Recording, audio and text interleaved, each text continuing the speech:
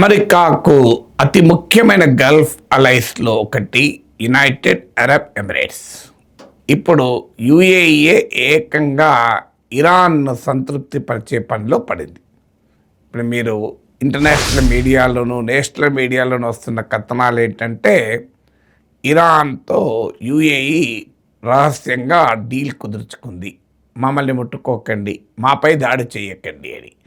ఈ డీల్లో భాగంగా Iran Iran నిధులు యునైటెడ్ అరబ్ ఎమిరేట్స్ వద్ద 300 కోట్ల విలువైన అసెట్స్ ఫ్రీజ్ అయి ఉన్నాయి.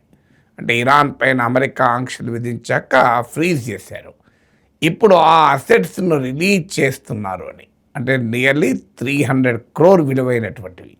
ఇందులో 2 టన్నుల గోల్డ్, మీకు $283 million విలువైన 2 టన్నుల గోల్డ్ ఉందని, దాంతోపాటు ఇరాన్కు 15 కమర్షియల్ ప్లేన్స్ కూడా అమ్మటానికి, second hand commercial planes, passenger planes అమ్మటానికి కూడా యుఏఈ అంగీకరించిందని. ఎందుకంటే ఇటీవల అమెరికా ఇజ్రాయెల్ దాడుల్లో ఇరాన్కు చెందిన 30 ప్యాసింజర్ ప్లేన్ ధ్వంసమయ్యాయని అంచనా.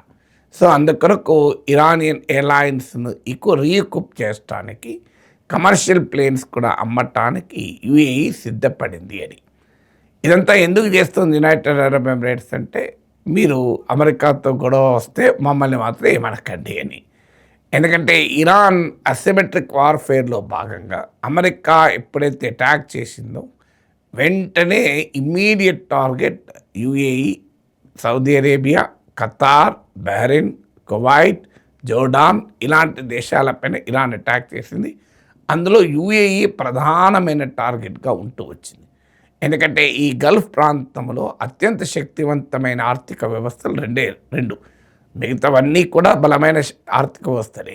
అందులో ఒకటి సౌదీ అరేబియా, 2 కూడా యునైటెడ్ అరబ్ ఎమిరేట్స్. ఈ 2 దేశాలు కూడా తమ ఎకానమీని డైవర్సిఫై చేసుకుంటున్నాయి. అంటే ఆయిల్ డిపెండెంట్ ఎకానమీగా ఉండలేము గనక భవిష్యత్తు కొరకు టెక్నాలజీ, ఇన్వెస్ట్మెంటు, టూరిజము, ఇలా అనేక రంగాలు, ఈవెన్ ఆర్టిఫిషియల్ ఇంటెలిజెన్స్, ఈ రంగాల్లోకి కూడా ఎక్స్పాండ్ అవుతుంది. డేటా సెంటర్లు కూడా పెడుతున్నారు. సో ఇరాన్ ఏం చేసిందంటే, ఎప్పుడైతే అమెరికా తన పైన యుద్ధం మొదలుపెట్టిందో వెంటనే ఈ దేశాలపైన టార్గెట్ చేసింది. అందులో యుఏఈ అతిపెద్ద టార్గెట్గా ఉంటూ వచ్చింది. దుబాయ్ పైన మీకు అనేక దాడులు చేసింది ఇరాన్. దుబాయ్ హోటల్స్ పైన దాడులు చేసింది. దీంతో దుబాయ్ మీకు టూరిస్ట్ అరైవల్స్ గణనీయంగా పడిపోయాయి. దుబాయ్ అనేది ప్రపంచంలోనే అతిపెద్ద గోల్డ్ మార్కెట్లో ఒకటి. భారీగా ఇన్వెస్ట్మెంట్ వస్తున్నాయి. మీకు అమెజాన్ లాంటి కంపెనీల డేటా సెంటర్స్ వచ్చాయి. ఈవెన్ ఇరాన్ డేటా సెంటర్లపై కూడా అటాక్ చేసింది.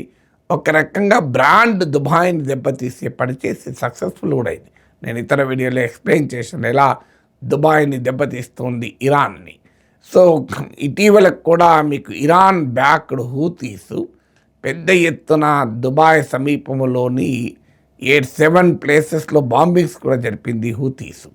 సో అందువల్ల మీకు చాలా క్లియర్గా దుబాయ్ని టార్గెట్గా చేసుకొని ఇరాన్ అటాక్ చేస్తుంది. బ్రాండ్ దుబాయ్ని ధ్వంసం చేయడానికి. ఎందుకంటే దుబాయ్లో రియల్ ఎస్టేట్ మార్కెట్ దెబ్బతిన్నది.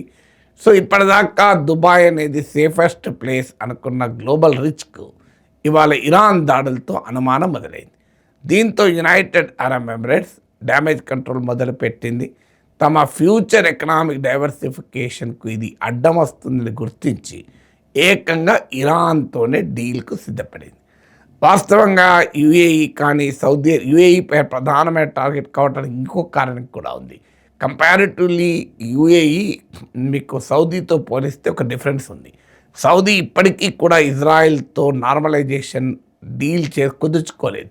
హమాస్ దాడులకు ముందు ఇజ్రాయెల్ పైన హమాస్ దాడులు, ఆ తర్వాత ఇజ్రాయెల్ ప్రతీకార దాడులు భయంకరంగా చేయడానికి ముందు Saudi Israel normalisation talks America నేతృత్వంలో మొదలయ్యాయి. కానీ అది ఒక దశకు రాకముందే హమాస్ దాడులు జరిపింది. ఒక రకంగా హమాస్ దాడులకు కూడా కారణం అదే అంటారు.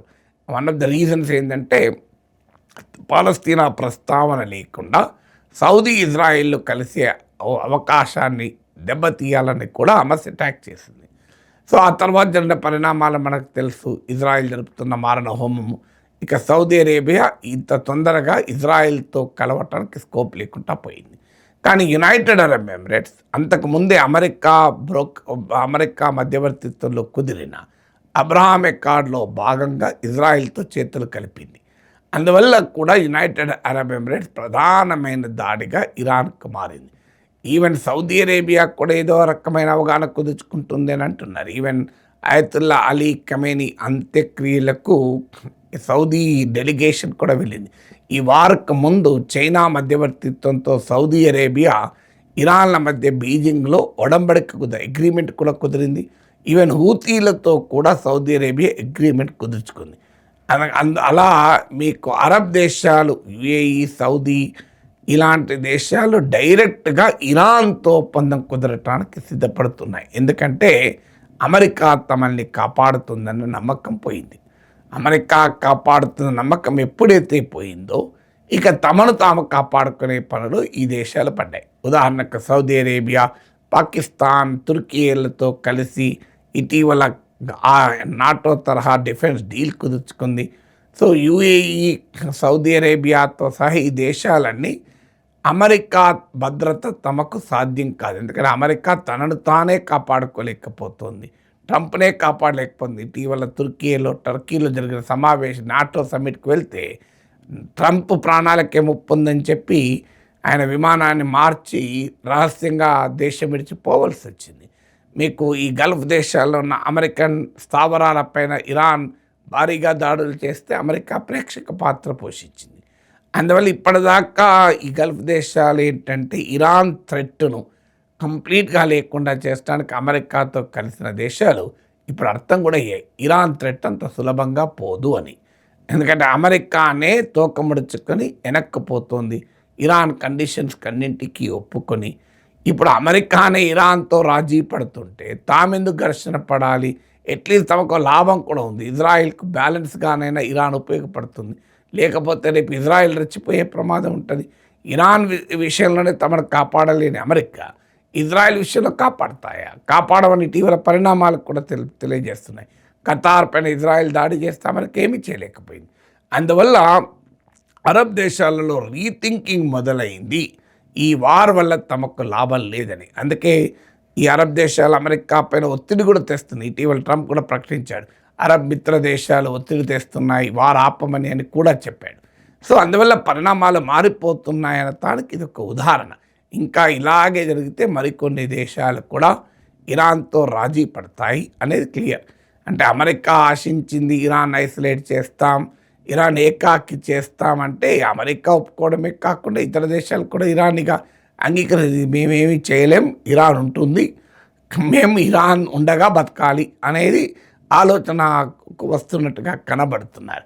ఎందుకంటే అమెరికానే ఇరాన్ ఫ్రోజన్ అసెట్స్ రిలీజ్ చేస్తామని అంగీకరించింది, ఇరాన్ పైన శాంక్షన్స్ ఎత్తివేస్తామని అంగీకరించింది, ప్రాక్సీస్కు సపోర్ట్ చేయొద్దన్న కండిషన్ వదిలేసింది, న్యూక్లియర్ ఇష్యూను వదిలేసింది, మిసైల్ టెక్నాలజీ వదిలేసింది. చివరికి మిగిలింది ఏంటంటే Iran state of Hormuz free చేస్తే మేము తోకముడుచుకొని వెళ్ళిపోతామని ట్రంప్ చెప్తున్నాడు. అందుకని ఇంత క్లియర్గా అమెరికా సరెండర్ అవుతుంటే ఇరాన్ ముందు ఇక తమకు మరో మార్గం లేదని భావించినట్టుంది. యుఏఈ కూడా ఇరాన్తో సీక్రెట్ డీల్కు సిద్ధమైంది.